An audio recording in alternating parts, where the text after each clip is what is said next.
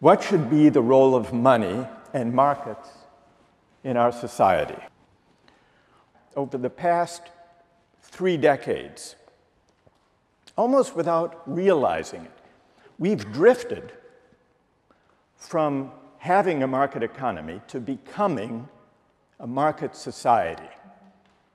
The difference is this: a market economy is a tool, but a market society is a place where everything is up for sale. It's a way of life in which market values and market thinking begin to reach into almost every sphere of life: family life, personal relations, health, education, civic life, politics. And so the question I would like to put to you for discussion this evening is, why should we worry?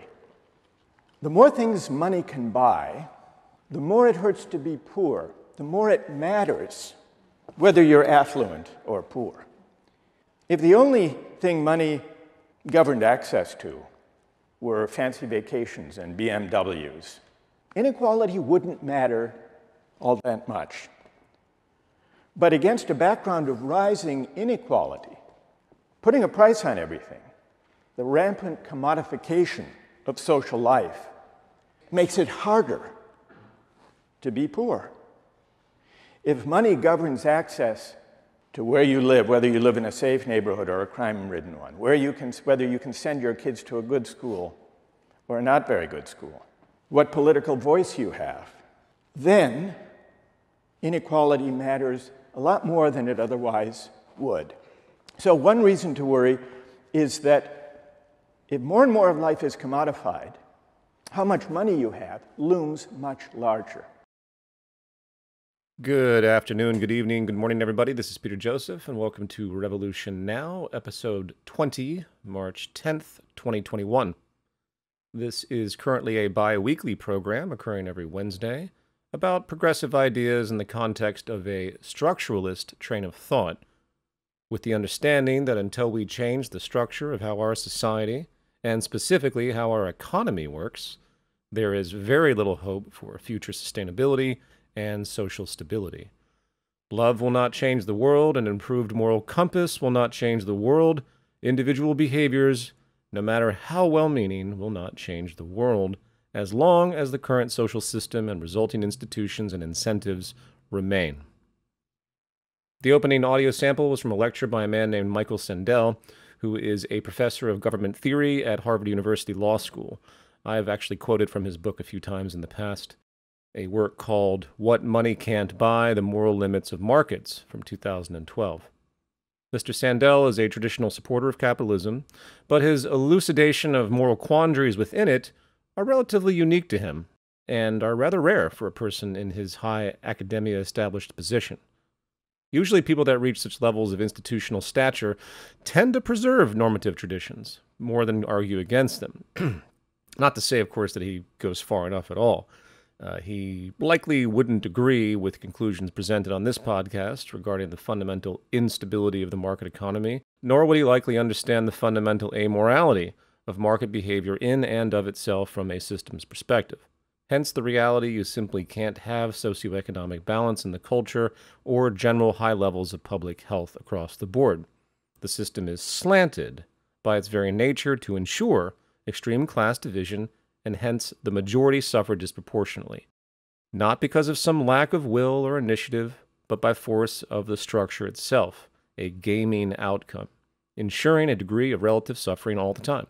From a moral standpoint, to agree with this outcome is to agree that some people are simply more worthless and deserve to suffer. And is that a morally sound disposition? I'd like to hear a Christian sermon on that one.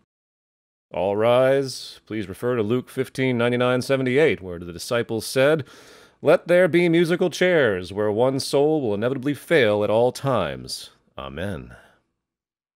But Sandel's work is at least going farther than most, realizing that an entire society governed by marketization and commodification, where literally everything is for sale without exception, as a growing cultural trend, in fact, is not a healthy trajectory. And I've talked about this overall trend in the past. It's not only commodification and marketization, it's also financialization, which will be the subject of my next Medium article, by the way. We're stuck in an ever-evolving trend where life is becoming increasingly detached from true first principles of public health, sustainability, and social stability. It's like a virus that keeps mutating and expanding. The value distortion is not only with respect to the sickness of putting a price tag on literally everything, where even people just become walking numbers, increasing class-based elitism and lack of access, as Sandel implies in that audio sample. It's also with respect to this now more abstracted commodification, again known as financialization. Financialization is not only about putting a price tag on literally everything, it's also about decoupling things from any actual earthly utility, turning them into pure widget-based gambling abstractions. Or, of course, I should say, investment instruments, if we want to be euphemistic. Ooh, investment. It sounds so sophisticated. I'm investing. I just invested in 100 shares of Microsoft. Ooh, bully for you. The term financial investment is simply code for gambling on the outcome of putting money into something. That's it. And yes, if there's a startup company that's trying to do good and they need money to get going, maybe renewable energy investment, helping out could be a socially positive force. But even then, the incentive is, of course, financial return, and the probability of that return will govern the success of gaining such investment. I've already talked about this in the prior two podcasts, but it's important to reiterate. Think about geothermal. We're not seeing real investment in geothermal, even though it is the most critical form of renewable energy to focus on as a baseload mechanism. Compared to wind and solar, geothermal gets very little interest, not because it isn't important, but because the numbers are not there when it comes to gaining financial return. Compared to returns, calculated from the growth of wind and solar. People are looking for growth patterns to invest in. At this point, investors in geothermal would have to focus on research and development for applications to more regions than we see closer to fault lines, such as in Iceland and beyond, increasing scale step by step, projects that would not have any kind of immediate financial return. It would maybe even take decades. So the financial incentive just isn't as powerful, and the world is run by this. The proxy relationship of financial investment gain is not to be equated to true social progress. They are mutually exclusive, even though they do overlap, giving the illusion they operate in tandem. The reason we do not have full renewable infrastructure in the world today is not due to technical limitations in and of itself. The problem is more money is being spent and invested into hydrocarbons and non-conventional oil extraction and beyond. Why? Because there's more money to be made there in the current circumstance. So we become paralyzed. Just one more way the capitalist order paralyzes progress. And Wall Street and pure proxy trading is a more extreme version of this very problem. Rather than be relegated into the barrel of immaturity, addiction, and gaming neuroses common to places like Las Vegas, Wall Street has actually become a respected institution. One of civic gambling, where people have been conditioned to believe the stock market actually has some place in the functioning of civilization. You see it on the nightly news, right next to actual economic issues, as if the stock market isn't literally just a proxy institution that could be deleted from the earth tomorrow, and it would change nothing in terms of how we survive efficiently. In fact, it would make everything substantially better. It would be different, of course, if the institution was like Las Vegas and detached from the real world and people can play their games at their own risk, isolated in a little bubble with no real-world effects. You don't hear about Tesla investing $1.5 billion in blackjack or roulette, do you?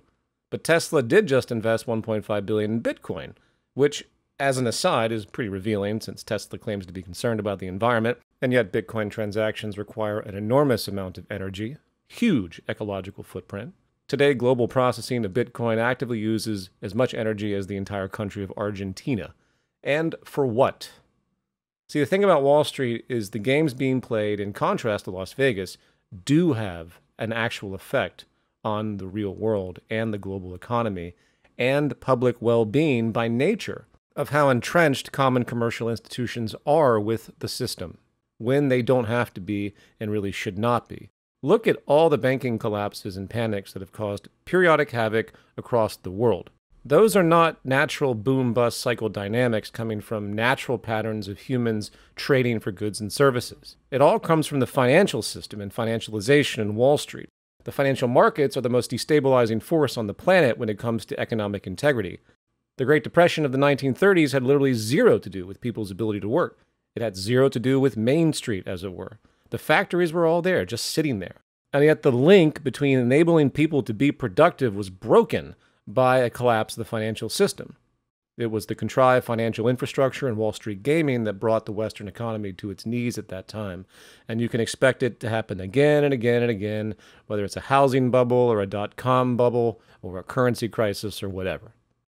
Wall Street, as a conceptual institution, is the most toxic outcome of the evolution of market economics to date, a fantastically abstracted perversion of economic value and wealth, where everything is reduced to widget status, traded for profit and profit alone. It is a deep characteristic of what we know today as the cancer stage of capitalism, even though the system was always toxic and cancerous. It's just going to keep getting worse, as long as this system structure and its incentives remain. Anyway, that tangent aside and back on point here. As I said, I'm going to produce a Medium article on the subject of financialization and this evolution soon. I also want to point out that my prior Medium article on conspiracy culture was finally released. It's about 7,000 words. And ultimately, I need to start making these a little bit shorter to be a little bit more prolific. I tend to approach these like I'm writing a book, and that's why they take so long. I really do want to get 2 out a month, but the intensity of it and other projects I have tend to inhibit that a little bit. So I'm going to try and tone down the length so it doesn't take, an hour to read these things either, and be a little bit more active. And also, as mentioned, on March 28th at 6 p.m. Pacific time, my lecture on the future of civilization will occur in Los Angeles. It will be a live event that will be live streamed. There's no public attendance. You can go to the description of this podcast and see the Facebook event page if anyone here still cares about Facebook, but it's there. And I'll also update peterjoseph.info with the syllabus and more information about the live stream. What I'll talk about on March 28th will be introductory in regard to a new kind of out-system activism and community building, and some programming concepts, setting the stage for more detailed development in time. All of that stated, let's jump into the main content of the podcast today, and that is the future of food and the future of food abundance in the context of post-scarcity once again. So today we're inching close to 8 billion people on the planet, and by 2050 we will likely have over 9 billion conservatively. And according to various studies, there needs to be about a 50 to 70% increase in food production. Keep that in mind today as we waste about 30 to 50% of all food due to gaps in storage, transportation, utilization, and so forth. I point that out because it's just as important to do something about the waste through localization and strategic design as it is coming up with new, not only sustainable methods, but high efficiency methods to produce more food to feed the growing population. Now, when it comes to conventional crop methods, land-based methods, we have cleared an area the size of the continent of South America for general crop production, while simultaneously cleared an area the size equivalent of the continent of Africa for animal, livestock-related production. Likewise, 70 to 80%, depending on your source, of all the used fresh water on this planet goes toward agriculture. Hence, if we do actually need a 50 to 70% increase in production, it is axiomatic to assume water usage and land usage would have to increase proportionally if current methods are the only application. I'm sure strategies could be created to continue to utilize land-based methods, but the truth is we need a completely different solution, at least in part.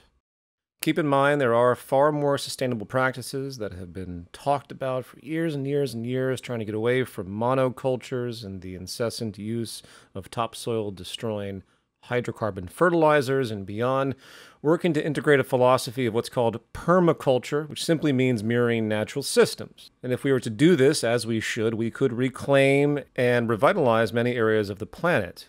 However, the idea that such a method would compare in its output to the brute force monoculture, GMO, hydrocarbon-based fertilizer method we use today, which does have a robust output, is a bit naive. I would love for someone to prove to me how you could transform all land used right now for agriculture into permaculture-style approaches and achieve the same output. And therein lies part of the problem, and why we need another approach to handle growing population and, of course, to increase efficiency and to hopefully generate a post-scarcity abundance, sustainably. It's also important to point out that we already grow enough food for 10 billion people. Global hunger is not the result of scarcity. It's the result of inequality and poverty and basic inefficiencies. The capitalist structure does output a great deal, as would be expected in a scarcity-based competitive environment where your very survival is contingent upon you selling yourself in some way, your skills, what have you. What capitalism cannot do successfully, even remotely, is create equitable distribution. Distribution is and has always been the most fundamental problem. Hence, of course, the near billion people out there that are still today not getting their basic nutritional needs met. Also, when you consider what's happened since we began this brute force kind of agriculture that has ruined topsoil, polluted the environment, not to mention facing increased stress due to climate destabilization, climate change as areas further dry out and other areas flood, we see even more of an argument to find other methods. Over the past 50 years, 1/3 of all arable land in the world has been made virtually unusable, and that trend will no doubt continue. And while creative problem solvers are coming at this from many angles, the prospect of using vertical farm methods, vertical farm systems, is showing great promise, as we will explore. We're still in our infancy with this approach, and more concentrated focus needs to occur. But if you look at the trajectory, the potential, if engineered properly, you find that there's really no reason localized vertical farm production can't allow for a kind of efficiency and abundance and variety where nobody needs to starve, and more importantly, nobody even needs to pay for the food produced as per a post-scarcity ethos as we approach zero marginal cost. Now, as an aside, before I go any further, there's been a constant knee-jerk reaction when it comes to giving somebody something for free. The argument goes like this. People will, for some reason, always want more, and hence, if there's some kind of open distribution mirroring what we know today as, say, for example, an electronics store, what would stop someone to go in and just take 100 TVs and pile them into their car and drive off? First, if the society and the city was arranged properly based on an access system as opposed to an ownership system, there's literally no incentive for someone to do that, unless they're going to create a really interesting art project somewhere. It's not like they can resell the TVs, because there's no market. Also, it's not unreasonable to have certain limits, like we often see today, in fact. There's only so much of one thing you can buy, allowing for exceptions after more investigation. And the point here is that the logic of this becomes more obvious and even less problematic when it comes to food. It becomes even more irrational for a person to walk into a supermarket, a distribution center, I should say, that's open for free access, and then take back more food than their family or themselves can possibly eat. Why? Because it's going to spoil. This is why the creation of food abundance should happen as one of the first transition stages, through localized systems, as it does not require the same kind of value shift or reorientation or larger system redesign, in fact, that you would need for other forms of free good distribution. Unless somebody is choosing to resell food they get for whatever strange reason, since there's no reason to, if the society succeeded in a post-scarcity yield to meet existing needs of the population, people's behavioral patterns would become inherently respectful of limiting waste. Food hoarding makes no sense. Therefore, abuse of a completely post-scarcity food system would be self-inhibiting. It would be rare. So you don't need a total system redesign to create a food abundance in a post-scarcity context, is my point here. You just need a redesign of the actual food industrial production system alone, moving towards zero marginal cost, while still having market activity in other areas as we continue such a transition. That said, let's now come back to the subject of vertical farm food production. Given land stress and continued arable land decline due to monoculture, climate change, loss of topsoil, pollution, and beyond, vertical farm systems have proven to be highly efficient and scalable, with a particularly useful feature of being localized. Remember, the average American food plate travels about 1,500 to 2,000 miles before you eat it. This is because of the globalized system of food production, which is really quite insane. And by the way, I'm going to talk about this thing called food miles here in a second, because there's some debate. Point being, with vertical farms, you can recover so much lost efficiency due to transport energy alone, reduce pollution resulting, not to mention dramatically reducing the amount of inherent food waste itself, as touched upon before, which is truly huge. So for those that don't know, vertical farming is about stacked horizontal systems or vertically inclined methods. with the goal of producing far more, up to 300 times more in many cases, more food per square foot than common land-based agriculture. It also requires substantially less water and substantially less nutrients. I did a rudimentary calculation in my book, The New Human Rights Movement, extrapolating work done at Columbia University a few years back using a vertical farm model they had constructed. Based on their model, only 0.006% of the current amount of land used today for agriculture would be needed to meet global needs with a vegetarian diet. Even more, if we extrapolate the theoretical potential of this method, and all agricultural land on Earth currently being used was modified to only use this vertical farm method output by Columbia as a model, the output technically would be enough to feed 34.4 trillion people. Yes, that's purely theoretical, based on a spatial efficiency alone. However, since it appears we need to feed about 9 billion by 2050, only 0.03% of that theoretical potential is actually needed, which kind of makes moot any seemingly practical objections to such an extrapolation, even though there are many variables to take into account. And what we find today in the entrepreneurial development of all of this is that some of the most efficient applications reduce water use by about 90% compared to land-based methods, hence, of course, freeing up an enormous amount of fresh water, while fertilizer requirements are also far less. There's a startup called Green Sense Farms, and they claim their method requires only 1% of general fertilizer use as compared to land-based farms, with no pesticides needed at all. And of course, an equally proportional, dramatic reduction in ecological footprint when it comes to CO2 emissions and other forms of pollution, both by way of direct agricultural method and the reduced need for mass global transport. Now, before we go any further, let's address some real or perceived cons of all this, as many critics point out, and rightfully so in some cases. I commented that the average American food plate travels about 1,500 miles, and localization intuitively makes far more sense if possible. This is a basic intuition that's obvious, but it's not necessarily universally applicable and has to be considered on a per-case basis. It certainly makes sense to localize food production, or in fact all production, if possible. However, the method of localization and how it works has to be taken into account more specifically and compared to mass industrial methods as they also exist. Just because something is transported a long distance doesn't necessarily mean something produced more closely is going to be more efficient. And a common criticism of this nature argues that those huge shipping containers that are crammed with tons and tons of goods are moving so much that it offsets the carbon footprint and energy needs when compared to more sporadic, localized behavior, which in some cases could actually be more inefficient. A common example used is a society of people in a town that have localized food production, but they have to drive a fairly good distance individually to acquire that food. And when they do so individually, as opposed to mass concentrated movement coming from international sources through huge shipping containers and so forth, you actually find that more energy is being wasted in contrast to the huge shipping container. This kind of analysis is called life cycle assessment, and anybody out there working with sustainability theory needs to understand this idea, this systems-based idea, life cycle assessment. It attempts to account for all the systemic inputs and outputs and relationships to evaluate how efficient a production system really is.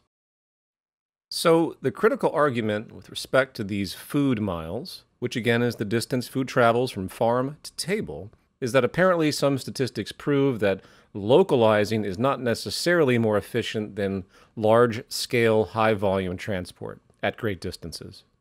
And the two factors have to do with volume and the method of transport. And it's so bizarre when you realize how silly this debate actually is, because it presupposes the nature of the localization process, when there could be so many different design varieties in how localized production and distribution is done. Again, everyone looks at this kind of stuff through a market-based lens without any regard for alternative design or efficiency trends. The first thing to consider is that there's very little localization happening anywhere, at least in terms of Western commercial society. From the food you eat to the source of pretty much every good you own in Western society, you can rest assured it was probably assembled and manufactured somewhere else. And usually through technicality, someone slaps the label "Made in America" on it, when really it's not made in America whatsoever. And the reason I bring that up is because where is this assessment coming from that comes to the conclusion that giant tankers full of food and goods is more efficient traveling halfway across the world than people strategically localizing. As stated, if it's basically an efficiency equation between volume and method, then you simply strategically adjust volume in localized transport and the medium of transport as need be. So such arguments simply make no sense, as they are only factoring in current methods and comparing them. A design revolution in localized agriculture, or the localized production of anything, will no doubt prove more efficient once the interest is there to actually make it work properly. It is indeed mathematically true that more efficiency could be obtained if you use very large integrated systems to feed, say, 100,000 people, versus a whole lot of fragmented systems that do not have the benefit of the efficiency manifest from large system integration. This is the balance. It could very well be that a large integrated system, including the energy and footprint used to transport that food, is more efficient than a small, isolated system, each located in those regions respectively. And hence, that simply becomes part of the logical equation. Localization has to be a balance of large scale and small scale. And it's not difficult to calculate such things based on net energy efficiency and beyond. Let's not confuse the concept of localization with something like literally 5 people have their own independent food source, and then every 5 people has their own singular system. Obviously, that lack of integration is illogical. In the same way that if you want to make a bunch of soup and feed a bunch of people, you don't put all the soup in individual pots. You make one giant pot. So you have to find the proper efficiency middle ground between huge mass production and hyper-individuated production. And that equation is not difficult. Now, moving on, the second issue frequently brought up is energy used related to the light required along with general material needs. And this, of course, is always presented in the form of cost, which is inherently misleading. Just because something costs something doesn't necessarily mean it reflects anything occurring in the natural world.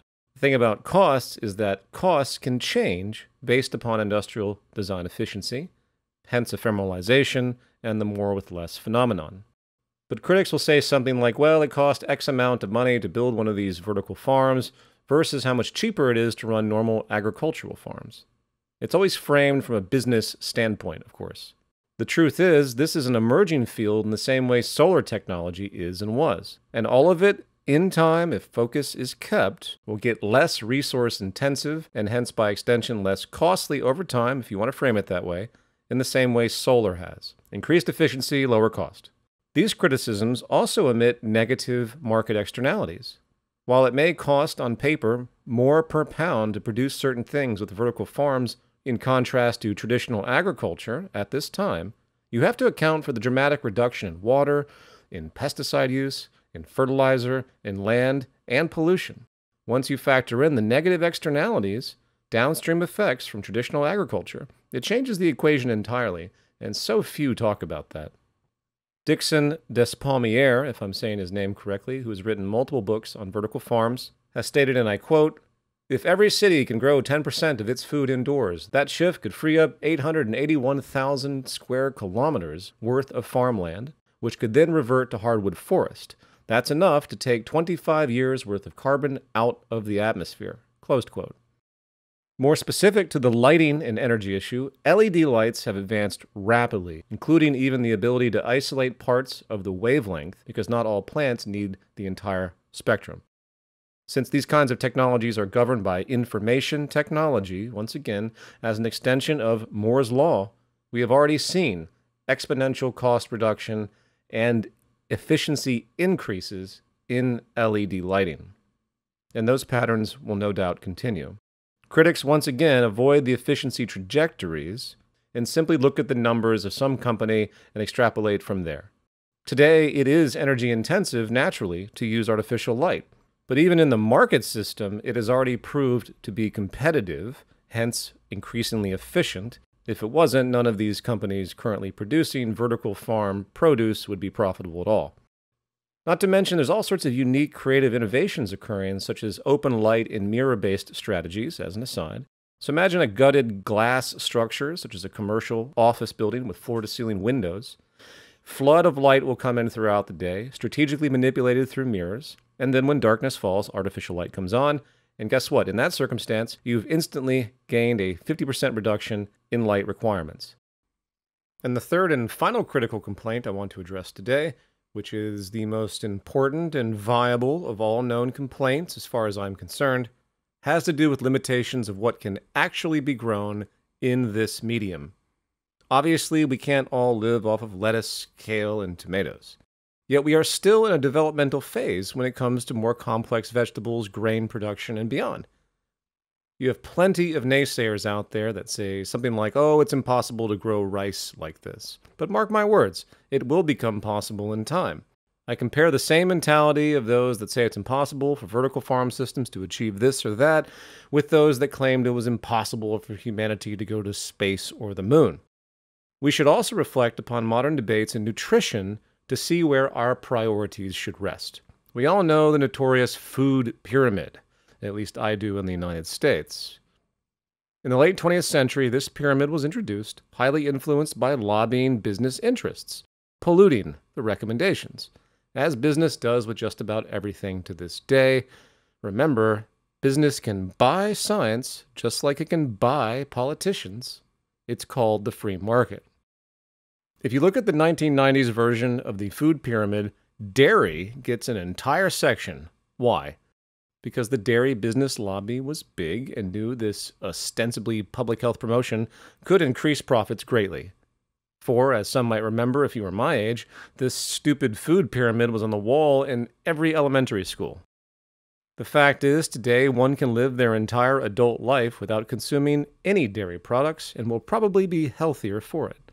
In fact, historically speaking, it wasn't until refrigeration was invented in the early 19th century dairy consumption became more widespread and custom, unless of course you lived on a farm with cows. The bottom line is that it appears humans really don't need dairy at all, with nutrients related, easily found in other sources. The food pyramid is, from meat to bread suggestion and beyond, really a result of various food business lobbies, which is of course yet another indication of how sick our market society really is. Business interests literally have controlled the assumed science around positive nutrition, and we wonder why cancer, diabetes, and heart disease continue to be epidemic. By the way, anyone who wishes to learn more about this can look up Louise Light. Louise Light was the USDA Director of Dietary Guidance and Nutrition Education Research in the 1980s and was responsible for the team that provided the recommendations for the very first food pyramid, only to watch corporate lobbyists come in and change most everything, as she writes about. Anyway, I point all this out because so many in culture today firmly believe in ideas of nutrition that are really not backed by science. There's a lot of ambiguity out there, but they become commonplace and hence backed by tradition, identity, personal comfort. Addiction, in fact. It is my personal view, take it or leave it, that a plant-based diet will prove over time to be generally more healthy and sustainable. Yes, I know the jury is still out, and different people also have different needs. This is just food for thought, no pun intended. And vertical farming has the potential to tackle at least most of the core nutritional needs of humankind if developed properly and with intent. I'm not arguing here that we stop all land-based agriculture. There is and could very well be certain kinds of agricultural outputs that are not efficiently embraced by vertical farming methods as we know it, and permaculture really should be introduced when it comes to land-based farming for the future. Hence the need, once again, for an integrated, mixed-use systems approach, just as we also need to do with renewable energy, as I talked about in prior podcasts. The path to success is integration and combination. There is no silver bullet. And that does it for me today. I'll return on the 31st of March to talk about more of these issues. The 31st, basically because I'm skipping a week due to the lecture I have on the 28th, which I know right now will not allow me to do the podcast on the 24th because of the content development. This podcast is brought to you by my Patreon and all you kind folks. You can also join the subreddit, which I often read, looking for ideas. Sorry I don't interact a little bit more there, but I'm going to try and do so in the future. And I appreciate everybody listening, and take care out there. Talk to you soon.